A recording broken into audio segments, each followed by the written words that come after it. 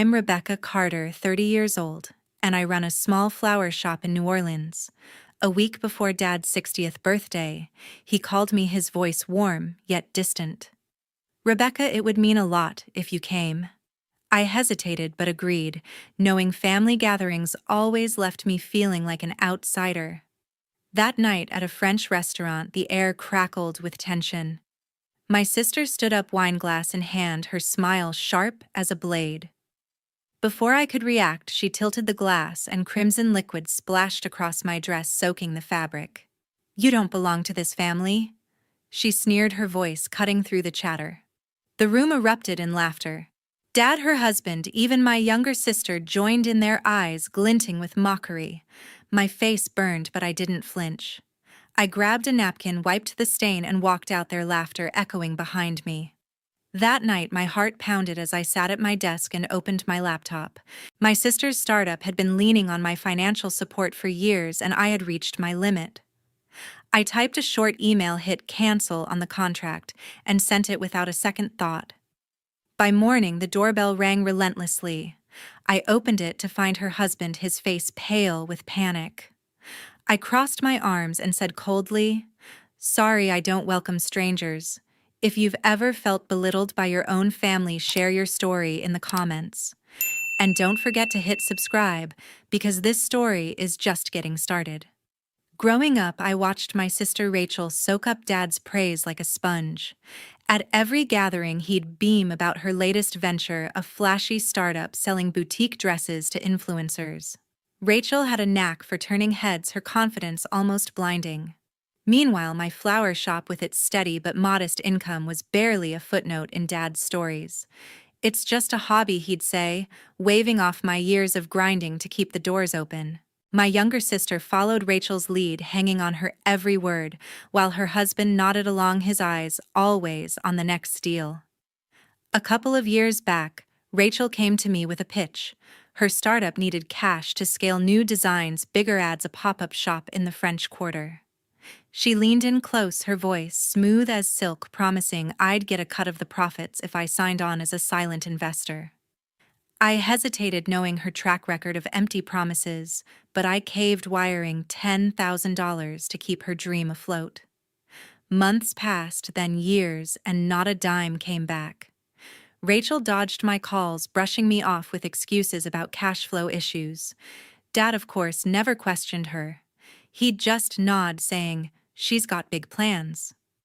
This birthday party for Dad was Rachel's stage. She'd booked the fanciest French restaurant in New Orleans, with chandeliers sparkling and waiters gliding like they were in a ballet. Every detail screamed her name: the custom menu cards, the jazz quartet she hired, even the floral centerpieces she'd ordered from a rival shop, not mine. I spent days crafting a bouquet for Dad, a mix of lilies and roses, each stem chosen with care. When I handed it to him, he barely glanced at it, setting it aside on a crowded table. Then Rachel swept in, presenting a sleek leather briefcase engraved with Dad's initials. His face lit up, and he hugged her, calling it perfect for a man of my stature. The room clapped, and I felt my chest tighten, my gift forgotten in the glow of her performance. I'd always known my place in the family, but that night it hit differently. Rachel's every move was calculated, from the way she toasted Dad to the way she steered conversations to her startup's bright future. She made sure every guest knew she was the star, her laughter louder, her stories grander. My younger sister trailed her, echoing her jokes, while her husband sipped wine, smirking at Rachel's flair. I sat quietly, watching the room orbit around her, my hands folded in my lap. I'd brought a backup dress in case of spills, a habit from years of being the practical one. I didn't expect to need it so soon. Rachel's planning went beyond the menu and music. She'd orchestrated the evening to make me feel small, to remind me I'd never measure up. Dad's indifference stung, but it wasn't new. He'd always seen Rachel as the one with ambition, while I was just the one who got by. I sipped my water, avoiding the wine, knowing I needed a clear head. I caught Rachel's glance across the table, her eyes sharp like she was waiting for something. I didn't know then what she had planned, but the air felt heavy, like a storm about to break. Halfway through Dad's birthday dinner with the clink of glasses filling the French restaurant, Rachel stood, her wine glass tilted at a dangerous angle. Her lips curled into a smirk, and before I could move, she flicked her wrist. Red wine splashed across my dress, a cold shock against my skin. "You don't belong to this family," she said, her voice sharp enough to silence the table. Laughter broke out, jagged and cruel. Her husband let out a loud guffaw, leaning back in his chair, while Dad just looked away, his face unreadable. My younger sister Jessica gave a nervous chuckle, her eyes darting to the floor like she wasn't sure she should be laughing. The other guests, Dad's old colleagues, a few cousins joined in their amusement, a knife twisting in my chest. I didn't scream or cry.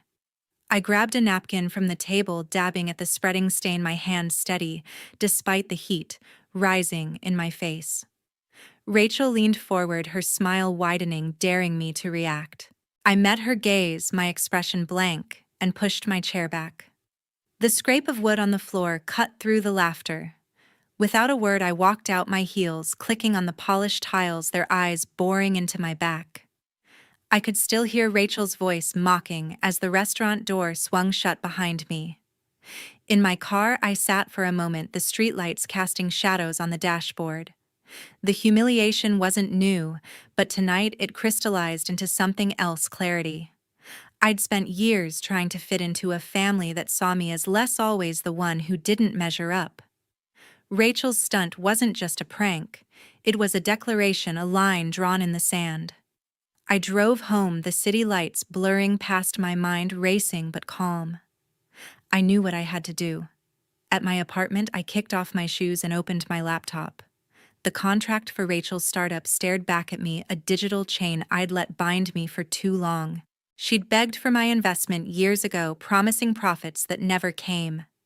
My $10,000 had propped up her boutique dresses, her social media campaigns, her so-called empire, while she dismissed my flower shop as a cute side hustle. I scrolled to the bottom of the agreement, my finger hovering over the keyboard. The terms were clear. I could withdraw my funding with a single notice. I typed a short email: professional but final, effective immediately. I'm terminating my investment in your company. I hit send, the soft click of the key louder than the laughter from the restaurant. The weight didn't lift, but something shifted. I wasn't just cutting a financial tie, I was severing years of being overlooked, of swallowing my pride to keep the peace. Rachel's startup relied on my money to stay afloat. Without it, her supply chain would stall. Her orders would pile up, and her investors would start asking questions. I could already imagine her checking her email, her face twisting as she realized her safety net was gone. I closed my laptop and leaned back, staring at the ceiling. For the first time in years, I felt like I was standing on solid ground, not begging for scraps at a table where I'd never been welcome. I didn't sleep much that night, my mind replaying the dinner, Rachel's smirk, Dad's silence. But I wasn't angry. Anger would have been too easy. This was something colder, sharper, a resolve I hadn't known I had. I thought about Jessica's hesitant laugh, how she'd looked away like she knew something was wrong but couldn't break free from Rachel's orbit. I wondered if she'd ever see through her sister's act. As for Dad, his silence spoke louder than any words. He'd chosen his side long ago, and it wasn't mine. By noon the next day, my brother-in-law, Andrew Parker, was at my doorstep, his face all business. He didn't knock gently. His fist pounded the door like he owned the place. I opened it, leaning against the frame, my arms crossed. Andrew's tie was loose, his jaw tight, and his eyes darted with barely concealed panic. "You need to reinstate that contract," he said, his voice clipped, skipping any pretense of politeness. "Rachel's business can't function without your money. You know that." Not a word about the dinner. No apology for the humiliation. Just a demand, as if I owed them my life's savings. I stared at him, my expression flat.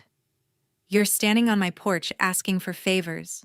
After last night," I said, my tone sharp. He shifted his weight, muttering about business priorities, but I cut him off. "I'm done bailing her out." I shut the door, his protests muffled behind it. Back inside, I grabbed my phone, my hands shaking with a mix of anger and determination. Something about Andrew's urgency felt off, like there was more at stake than he was letting on. 2 days later, I pulled up the security app for my flower shop, a precaution I'd installed after a string of petty thefts in the neighborhood. The footage loaded, and my stomach dropped. At 2 a.m., Rachel and a hooded figure stood outside my shop, cans of red spray paint in their hands. They scrawled fraud in jagged letters across the storefront, the paint dripping like blood. Then Rachel grabbed a brick, smashing 3 display windows with deliberate swings, glass shattering onto the sidewalk. Her friend tossed bags of rotting food and broken bottles into my outdoor flower display, ruining rows of tulips and daisies I'd spent weeks arranging. The footage ended, and I sat there, my breath shallow, replaying the betrayal. I grabbed my camera and drove to the shop, the morning sun harsh against the wreckage. The red paint screamed across the facade, the broken windows gaped like wounds, and the stench of spoiled food hit me before I even stepped out of the car. I snapped photos of every detail: the jagged glass, the smeared letters, the crushed petals buried under trash. A neighbor sweeping her stoop shook her head and said, "I saw 2 people running off last night, but it was too dark to tell who." I nodded, my jaw tight, already calculating. The damage would cost at least $10,000 to repair, new windows, paint removal, replacing the ruined stock. This wasn't just vandalism. It was personal, a calculated strike to hit me where it hurt most. I called my lawyer, Thomas Reed, from the shop, my voice steady despite the chaos around me. I'd met Thomas years ago when I'd needed help with a lease dispute, and his calm, no-nonsense approach had stuck with me. "I need you to look at something," I said, emailing him the security footage and photos. He called back within the hour, his tone grim. "This is clear-cut vandalism, possibly tied to your contract termination," he said. "We can file a lawsuit against Rachel for property damage. The footage is damning." I paced the shop, stepping over broken glass, and told him to start drafting the papers. "I want her to answer for this," I said, my words clipped but firm. As I hung up, I thought about Dad, how he'd stayed silent at the dinner, letting Rachel's antics slide. I wondered if he'd care about this, or if he'd find a way to excuse her again. Jessica crossed my mind too, her hesitant laugh at the party, the way she'd looked away. Maybe she wasn't as deep in Rachel's camp as I'd thought, but I pushed those thoughts aside. This wasn't about them anymore. Rachel had crossed a line, and I wasn't going to let her walk away unscathed. I locked up the shop, the photos saved on my phone, and drove home, my mind set on the fight ahead. That evening, I called Thomas, and he was ready to fight. I sat at my kitchen table, my phone pressed to my ear as he reviewed the evidence I'd sent earlier. "This is a strong case," he said, his voice calm but firm. "We can file a civil suit against Rachel for property damage and seek full compensation for the losses at your shop, plus punitive damages to deter her from pulling this again." He explained the process: filing in local court, serving papers, and pushing for a quick resolution given the clear proof. I leaned back in my chair, my fingers tapping the table. "Let's move forward," I told him. "I want her to answer for what she did." Thomas promised to have the paperwork ready by morning, his confidence grounding me in a way I hadn't expected. Before I could set my phone down, it buzzed with a text from Jessica. "Heard something happened at your shop," she wrote. Was it really Rachel? Her message caught me off guard. She'd never questioned Rachel's actions before. I typed back, keeping it short. "The evidence points to her." "It's bad." Jessica replied almost instantly. "That doesn't sound like her." Or maybe it does. Her words hinted at doubt, like she was starting to see through Rachel's polished facade. I didn't press her, but her hesitation felt like a small victory, a sign she might not stay blindly loyal forever. I stared at her message, wondering if she'd finally break free from Rachel's influence. The next day, I drove to Thomas's office in downtown New Orleans, a modest space with stacks of legal files lining the walls. He slid a thick document across his desk, the lawsuit spelled out in precise terms: compensation for $10,000 in damages, plus costs for lost business due to the shop's closure during repairs. I read through it, the weight of each word sinking in. This wasn't just about money, it was about drawing a line Rachel couldn't cross again. I signed the forms, my signature sharp and deliberate, and Thomas filed them with the court that afternoon. Rachel will be served by tomorrow. He said, his eyes steady. This is just the beginning. By evening, word of the incident had started rippling through the community. A local florist who'd stopped by my shop to drop off supplies posted about the damage on a neighborhood app, not naming Rachel, but mentioning the ugly mess left behind. Comments flooded in, some expressed shock, others curiosity about who was responsible. A regular customer messaged me, "People are talking about your shop. Hope you're okay." I didn't reply, but the chatter was growing. Rachel's social media, usually a showcase of her startup's glamour, had gone quiet, a sign she was feeling the pressure. A vendor I knew from the French Quarter Market called, saying she'd heard whispers about Rachel at a local coffee shop, words like reckless and malicious floating around. I could sense Rachel's unease from a distance, though she hadn't reached out yet. Thomas had warned me she might try to spin the story, maybe even paint herself as the victim. "Stay focused," he advised. "She'll feel the heat soon enough." I nodded, picturing Rachel scrolling through the neighborhood posts, her confidence cracking. Dad's face flashed in my mind. Would he call to defend her like always? I doubted it, but the thought lingered. Jessica's text, though, gave me a flicker of hope. Her doubt was new, a shift I hadn't seen coming. As I left Thomas's office, the signed lawsuit in my bag, I felt a quiet strength building, like I was finally taking back control. A few days later, a shaky voicemail from Karen Walsh, a former employee of Rachel, changed everything. I played it on speaker, her voice trembling, as she said she'd worked for Rachel's startup until last year and had something urgent to share. "I have documents," she whispered.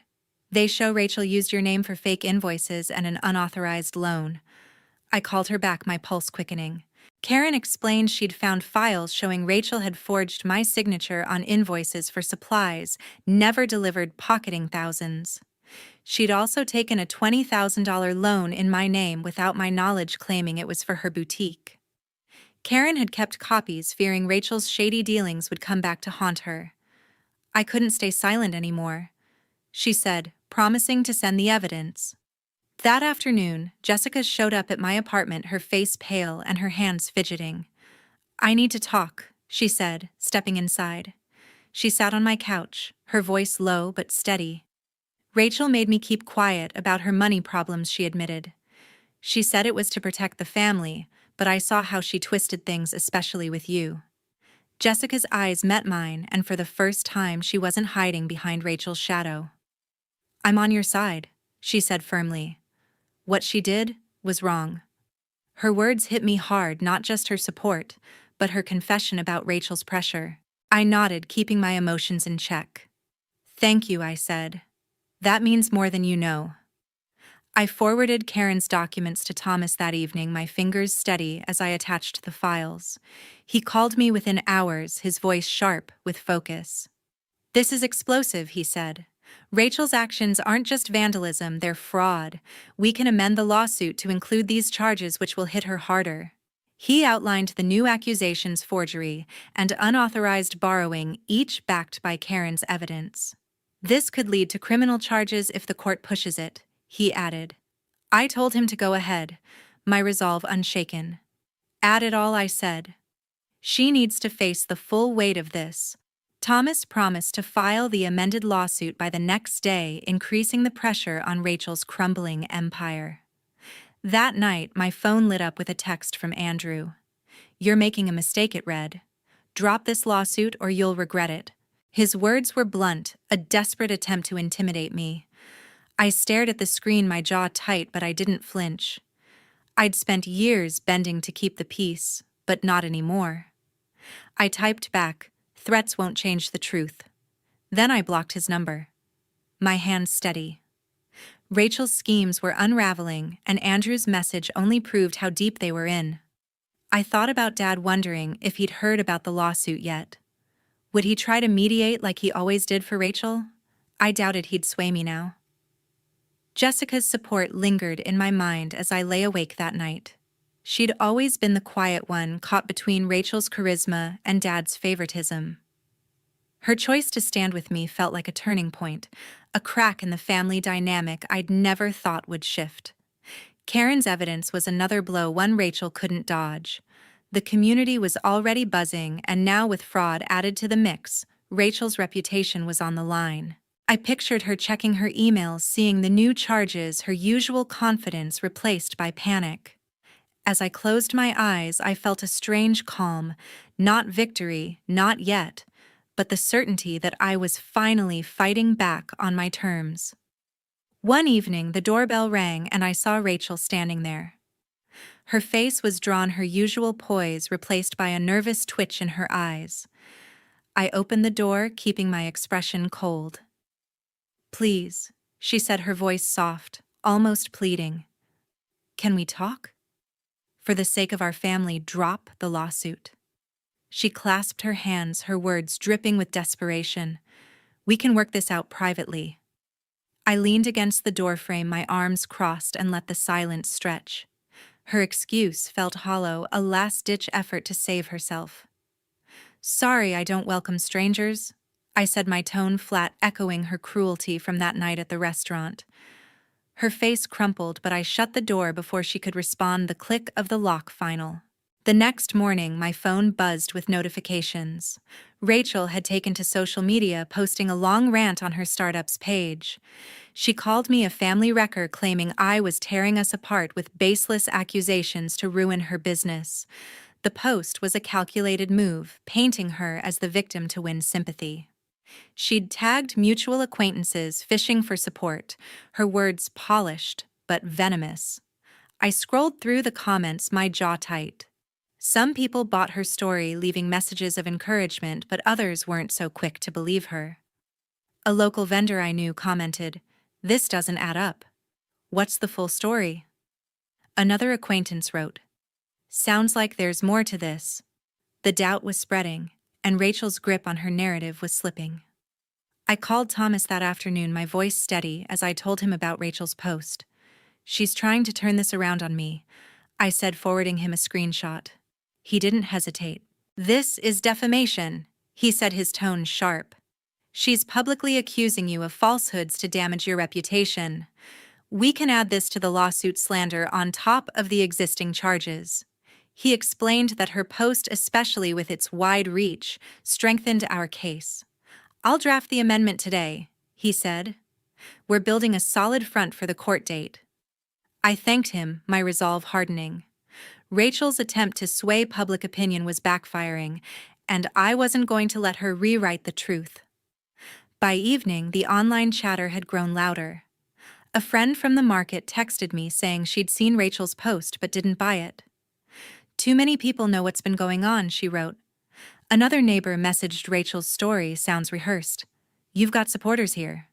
Their words were a small comfort, but the real shift was in the community's response. Rachel's polished image, built on years of charm, was cracking under scrutiny. Her post had meant to rally a crowd, but it was turning against her, with more comments questioning her version of events than defending her. I could imagine her refreshing the page, watching her plan unravel, her confidence shaken. I thought about Dad, wondering if he'd seen Rachel's post or heard about the growing backlash. Would he call, trying to smooth things over like he always did? Jessica's support from our last talk lingered in my mind. She'd chosen my side, and that choice felt like a lifeline. Karen's evidence had given us leverage, and now Rachel's own words were adding weight to our case. As I sat in my apartment, the city's hum filtering through the window, I felt a quiet strength. Thomas was preparing for the courtroom, and I was ready to face whatever Rachel threw next, knowing the truth was on my side. 1 month later, after weeks of tension, I faced Rachel in the courtroom, where the truth had nowhere left to hide. I sat in the front row, my hands clasped, as the judge delivered the verdict. Rachel and Andrew were ordered to pay $25,000 for the damages, fraud, and defamation they'd inflicted. The gavel struck, and Rachel's face drained of color, her polished confidence gone. Her fashion startup, once propped up by lies and borrowed money, collapsed under the weight of the ruling. No investors would touch it now, and her suppliers had already started pulling out, unwilling to be tied to her tarnished name. Andrew, sitting beside her, stared at the floor, his own business prospects crumbling as banks rejected his contract applications, citing his involvement in the scandal. A tax audit loomed over them both, their financial web unraveling under scrutiny. The fallout didn't stop there. Rachel's reputation in the community was in tatters. Local business owners, once swayed by her charm, turned away, refusing her pitches for loans or partnerships. Whispers followed her. People talked about her actions at the market, in cafes, and on neighborhood forums. She'd lost the trust she'd spent years building, and no amount of spin could fix it. Andrew faced his own reckoning, his professional network shrinking as colleagues distanced themselves. Even Dad felt the ripple effects. His unwavering support for Rachel had painted him as biased, and the community's respect for him faded. He hadn't reached out to me since the trial, and I didn't expect him to.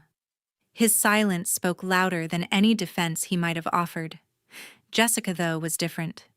She showed up at my flower shop a week after the verdict, her smile hesitant but genuine. "I want to help," she said, rolling up her sleeves. We spent days brainstorming ways to expand the business, contacting new suppliers from across Louisiana. Jessica's knack for negotiation shone through. She secured deals with 2 local growers, ensuring a steady supply of roses and lilies at better prices. Her support wasn't just practical. It was a bridge between us, rebuilding what years of family tension had broken. We laughed over coffee, planning a new storefront display, and for the first time in years, I felt like I had a sister who saw me for me. Cutting ties with Rachel, Andrew, and Dad was easier than I'd expected. I didn't block their numbers or make a scene, I simply stopped answering. Their messages dwindled, and I let the silence grow. My energy went to the shop, to Jessica, to the life I was building without their shadows. The community rallied around me, with customers leaving glowing reviews and neighbors stopping by to check in. A regular client, a baker from down the street, brought me a box of beignets one morning, saying, "You deserve this after everything." Each gesture reminded me I wasn't alone, that I'd found a new kind of family in the people who valued me.